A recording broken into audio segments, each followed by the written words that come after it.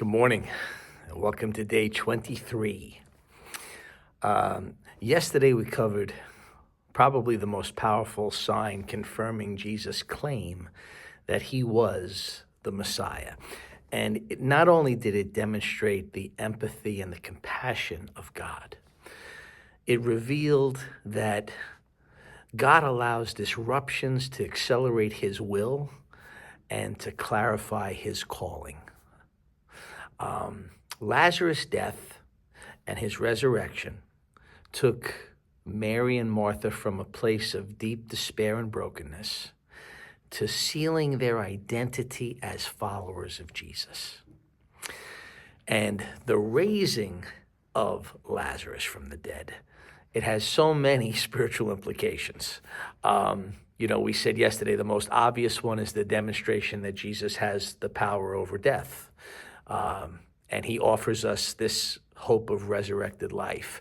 But there's also like this theological imagery that places you and I in the grave with Lazarus, right? And what do I mean by that? You and I have about as much chance of earning our way into heaven with our own resume in what we do with our lives. Kind of as much as Lazarus had a chance to, 4 days after his death, stinking in a tomb already, as much power as he had to bring himself back to life on his own. Okay, that's the imagery. And Lazarus is powerless to save himself, and we're powerless to save ourselves. And we need just as much for Jesus to come and call us and say, Lazarus, come out. It's Phil. Wake up, right? Come alive. So I want you to connect that spiritual imagery. There's so much there in that story that God is revealing to us. Jesus is the good shepherd who calls us to come alive spiritually. Right, that's a main takeaway of the raising of Lazarus. Now, all of this is incredibly unsettling and disruptive, and it's intended to be. Yesterday, Jesus didn't just ask Martha, do you believe that I'm the resurrection and the life? He asked me, and he asks you the same disruptive question. Do you believe this? And I want you to lean into that disruption, right? Tune your ears to the calling voice of the Good Shepherd. And this morning we're going to go and we're going to read the remainder of chapter 11. And as we do, I want you to notice that this action in particular is like one of the final major disruptions. And some respond and believed and became children of God, but there were others, let's just say they were less than excited. Okay, so let's read the rest of John chapter 11. It says that many of the people who were with Mary believed in Jesus when they saw this happen, but some went to the Pharisees and told them what Jesus had done. And then the leading priests and Pharisees called the high council together. What are we going to do? They asked each other. This man certainly performs many miraculous signs, and if we allow him to go on like this, soon everyone will believe in him. Then the Roman army will come and destroy both our temple and our nation. And Caiaphas, who was the high priest at the time, said, you don't know what you're talking about. You don't realize that it's better for you that one man should die for the people than for the whole nation to be destroyed. And he did not say this on his own. As high priest at that time, he was led to prophesy that Jesus would die for the entire nation. And not only for that nation, but to bring together and unite all the children of God scattered around the world. So, from that time on, the Jewish leaders began to plot Jesus' death. And as a result, Jesus stopped his public ministry among the people and left Jerusalem. And he went to a place near the wilderness, the village of Ephraim, and stayed there with his disciples. And it was almost time for the Jewish Passover celebration. And many people from all over the country arrived in Jerusalem several days early so they could go through the purification ceremony before Passover began. And they kept looking for Jesus. But as they stood around in the temple, they said to each other, "What do you think? He won't come for the Passover, will he?" Meanwhile, the leading priests and Pharisees had publicly ordered that anyone seeing Jesus must immediately report it to them so they could arrest him. You see, once Jesus raised Lazarus from the dead, there really is no middle position on Jesus anymore. That's what I want you to see in the rest of the chapter. It's a disruption that demanded a response. And he's not leaving room for middle ground, okay? And the text says that many who witnessed it believed, but the religious leaders, they huddle up and they realize it's time for drastic measures. Now, part of this, I want you to see, part of this is pragmatic, but the other part is prophetic. I want to talk about the two things right there. So the pragmatic part. The Jewish leaders have two enemies. You have Jesus and his followers, which includes the Samaritans, like the not real Jews that are intermingling, and the marginalized and the dregs of society. Like, let's call that the Jesus crowd, okay? You have them, and this group, Jesus, of course, at the head, is challenging their authority and their power. And then on this other side, you have the Romans. They don't care about the Jewish faith, their customs, their culture. The Romans just want to oppress the Jews and exercise power over them. They're making money. The economy's good. They rule with an iron fist. And Jesus could do his things. They don't care but here's what they do care about. They do care about someone like Jesus rising up in power so rapidly and with so much momentum that Jesus might be the one who's going to rally the resistance against the Romans.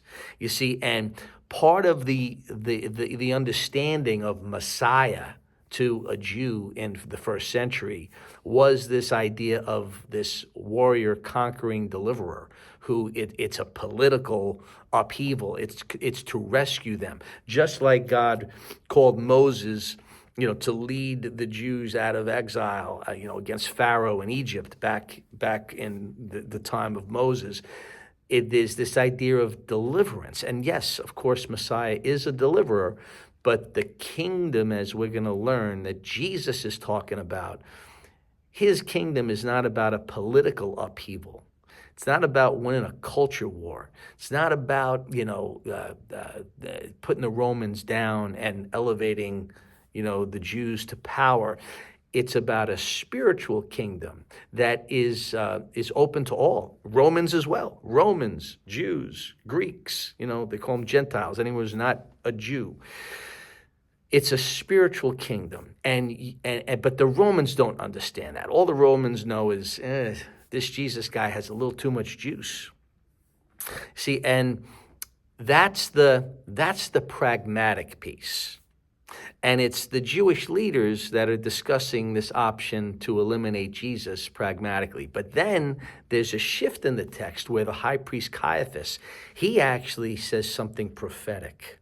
And he says, guys, it's better that one man die than an entire nation to be destroyed. And what he's saying is, look, before the Romans come in and wipe us all out, we got to get rid of this guy. This isn't just about our power. Like, we got to take care of Jesus. He's got to be eliminated. And what Caiaphas may or may not know in his prophecy is he is actually telling the truth, because we know what's going to come. Because we know Good Friday and we know the rest and the resurrection and all that Jesus is going to endure.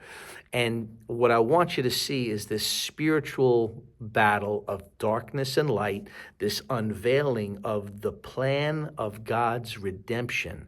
Like, this was always the plan.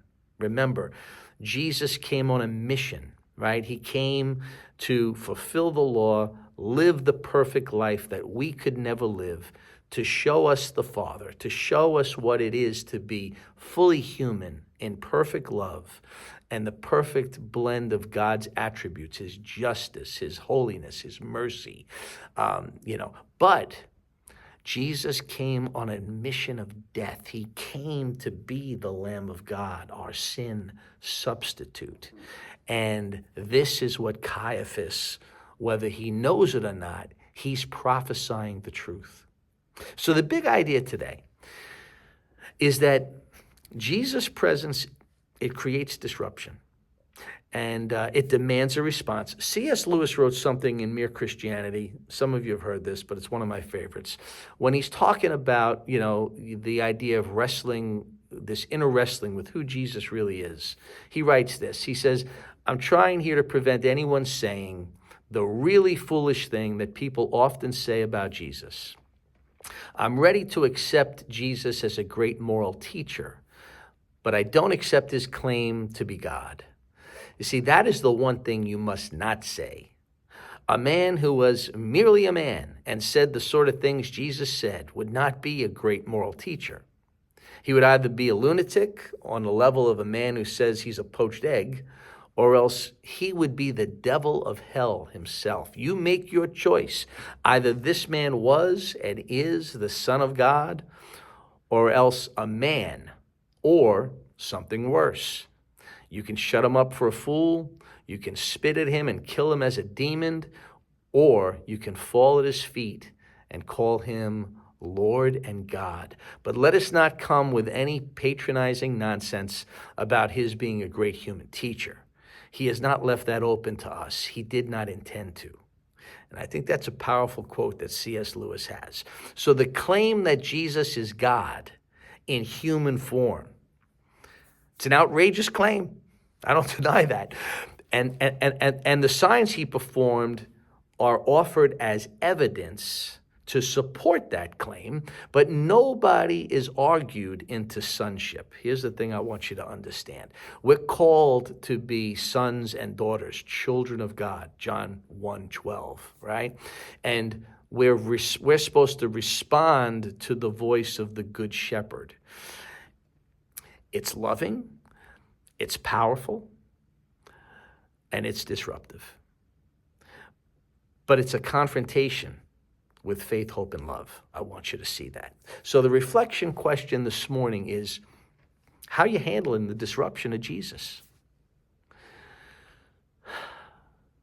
What aspects of his claims cause you to struggle as you're going through the Gospel of John? What claims move you toward human flourishing?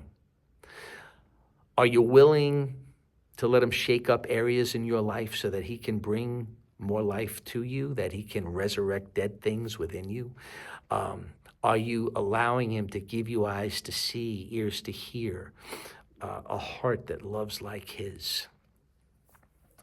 See, if what's stirring up in you is faith, hope, and love, and this real belief that he is the one sent from above, praise be to God. I mean, there's nothing that gives me greater joy. But here's the thing. If it's disruptive to you and you're not sure, my encouragement is keep leaning in.